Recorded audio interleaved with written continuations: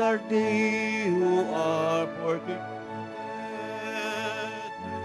for the sake of righteousness, for there is the kingdom of heaven. Alleluia, alleluia, alleluia, alleluia.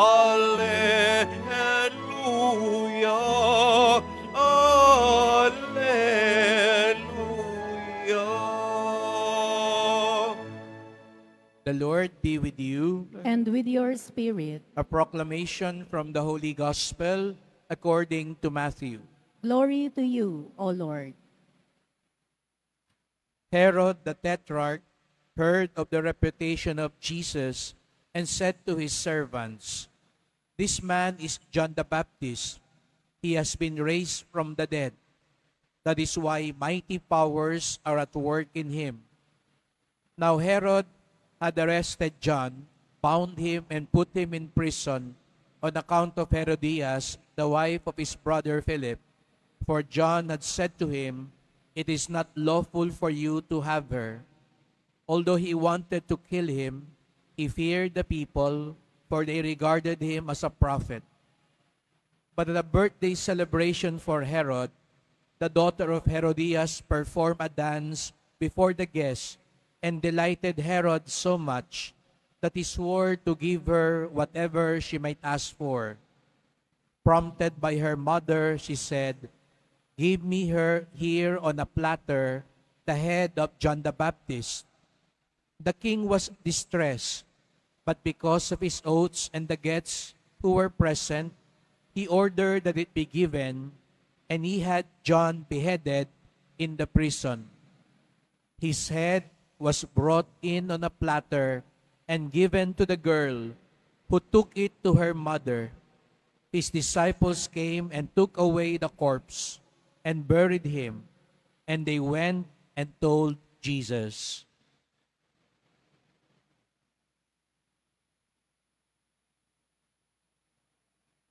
The Gospel of the Lord. Praise to you, Lord Jesus Christ. Please be seated. Good morning, dear sisters and brothers, and welcome to the Minor Basilica and National Shrine of Jesus Nazareno. Sa mga bago pong dating dito sa Quiapo, baka nagtataka kayo bakit naging English yata ang misa natin ngayon sa Quiapo. We hold this Mass every Saturday and we call it the Pilgrim's Mass to welcome even those who are not familiar with Filipino. And this is a request especially of our international devotees. That's why we pray also for those who are joining us online, especially the children and grandchildren of Filipino devotees. Alam natin po yan, marahil meron kayong anak o apo na doon na ipinanganak sa ibang bansa at hindi na marunong managalog at gusto ng kanilang mga magulang, lolo't lola, ituro pa rin ang debosyon sa poong Nazareno sa kanila at maging sa mga asawa nila na mga banyaga. That's why we offer this Mass especially for them. And we know that Saturday also is a day when people from different places who cannot come on Friday, yesterday was First Friday, and I'm sure some people cannot come over, especially from different places, from farther places, and that's why today you are here. And as I said earlier, today is also a special day for Mama Mary. That's why we come here not only as devotees of Jesus Nazareno, but as children of Mary. Kaya palapakan naman natin ang pong Nazareno at ang mahal na Birheng Maria.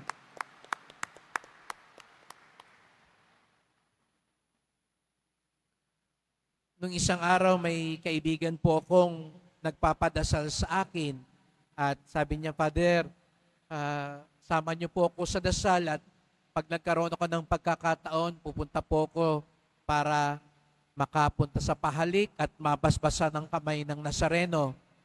And I asked him why. Because apparently one day ay nakaramdam lang siya ng konting sakit sa may dibdib niya.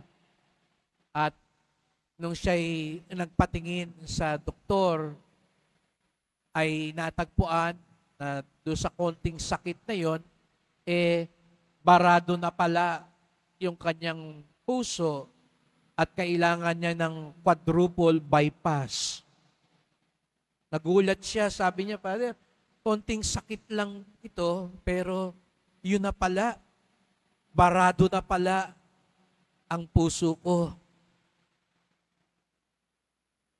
Kung kayo'y nilalagnat, alam niyo po ang lagnat ay simptomas lang ng mas maaaring maging malaking pinsala sa katawan natin. Alam niyo po ba yun? Na kapag minsan nilalagnat tayo, yun ay tanda na nagkakaroon na ng impeksyon sa katawan. Dalawang kapatid ko po ay doktor. Kaya lagi akong binabalaan, sa konting sakit, huwag mong masyadong minamaliit. O, ganda ng tunog, no? Konting sakit, huwag mong minamaliit. Because these little pains are symptomatic or even a warning sign of a bigger pain. And that is what I invite you to dwell upon. Because pain is something we do not want. Sino ba dito gustong masaktan? Wala naman siguro po. Pero kailangan natin minsang kilalanin ang mga ibang sakit upang maiwasan ang mas malalang sakit. If I ask you to put your finger or hand there, the candle, sa ibabaw ng apoy, ano mararanasan nyo? Mainit. Papaso kayo, di po ba? Masasaktan kayo. Kung hindi kayo nasaktan, aalisin nyo ba yung kamay nyo? Hindi. Kasi hindi ka nga nasasaktan. Pero pag hindi mo inalis yung kamay nyo, ano mangyayari sa kamay nyo? Barbecue ang labas. Nakabuti ba yung nasaktan yung kamay nyo? Nakabuti. Dahil kung hindi, mas delikado ang nangyayari. Ito ang magandang paalala sa atin ngayon ng ating mahal na pong Jesus Nazareno. Kaya nakikita natin siya may krus, may sakit. Minsan akala ng iba, yung mga deboto ng Nazareno gusto naman lagi lang nasasaktan eh. Kaya minsan yun din ang maling akala ng mga deboto, okay lang masaktan. Kaya pag traslasyon, nagkakasakitan. Akala nila ang diwa ng debosyon, yung masaktan. Okay lang masaktan, basta nagdedebosyon. Hindi po, mali po yun. Because we want to look at pain at a proper perspective. Bakit nasaktan si Jesus Nazareno? Para maiwasan ang mas malaking sakit para sa atin. At ano yon? Kamatayan, kaparusahan habang buhay.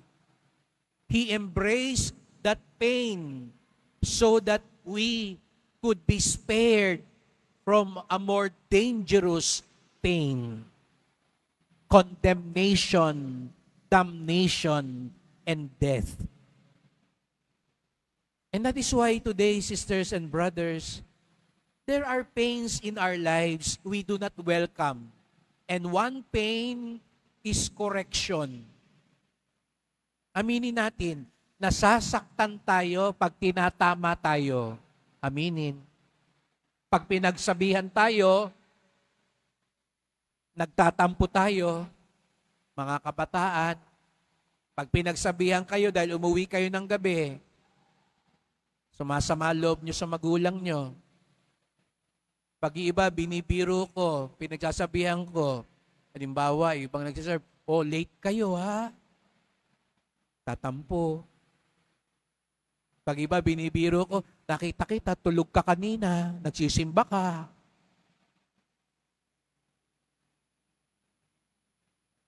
Pag pinagsasabihan natin ng isang tao, at pag tayo ang napagsasabihan, nasasaktan tayo. We do not welcome it. But I want you to look at it from the context of our reflection today.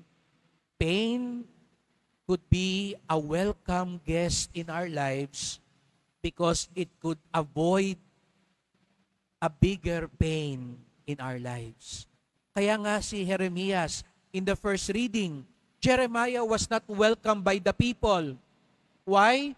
Because he was reminding the people, your sins will bring you punishment.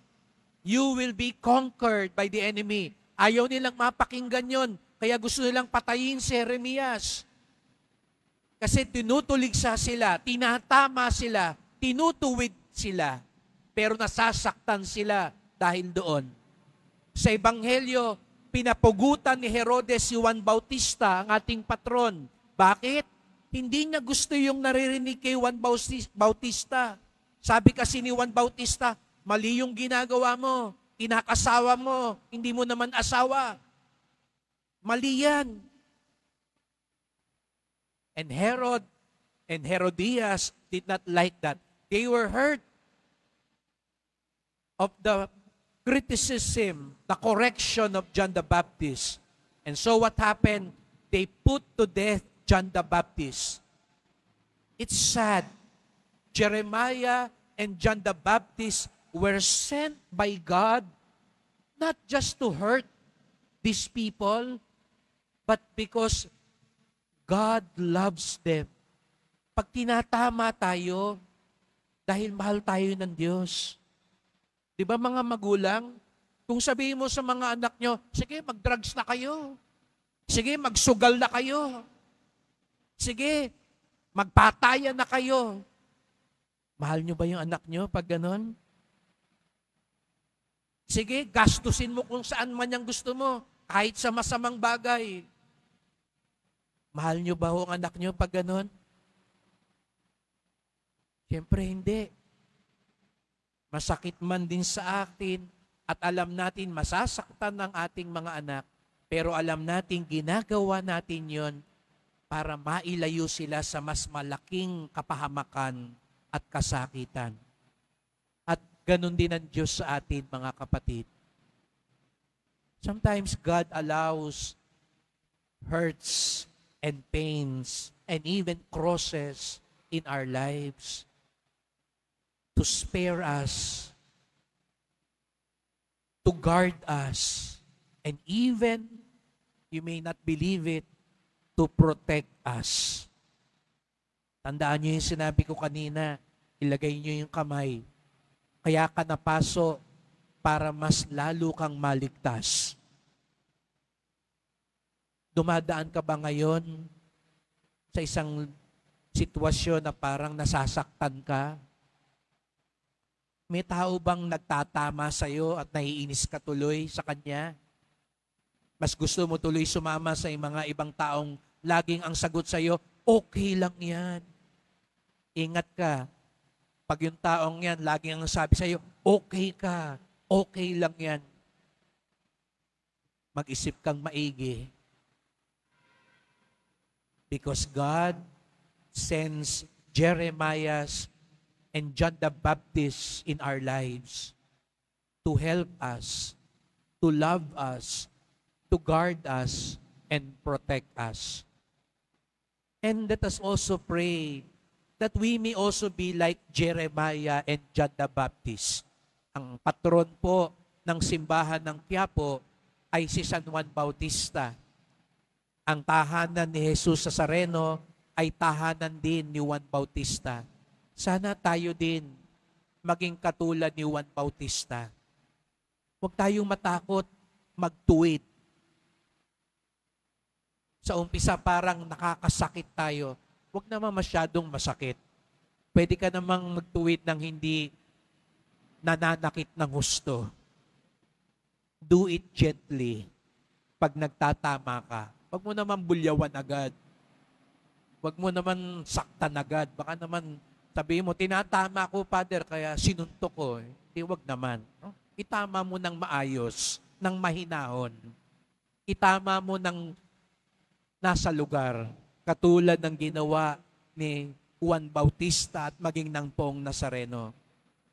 Because that is also an act of love and concern. Let us pray for one another. Whatever hurts, whatever pains, whatever crosses you may have right now in your life, bring them to Jesus. And ask the Lord to help you discover the grace behind these crosses and hurts in life. Because at times, God allows these hurts to happen to guard us, to spare us from worse hurts in our lives. Because God is loving and merciful to us.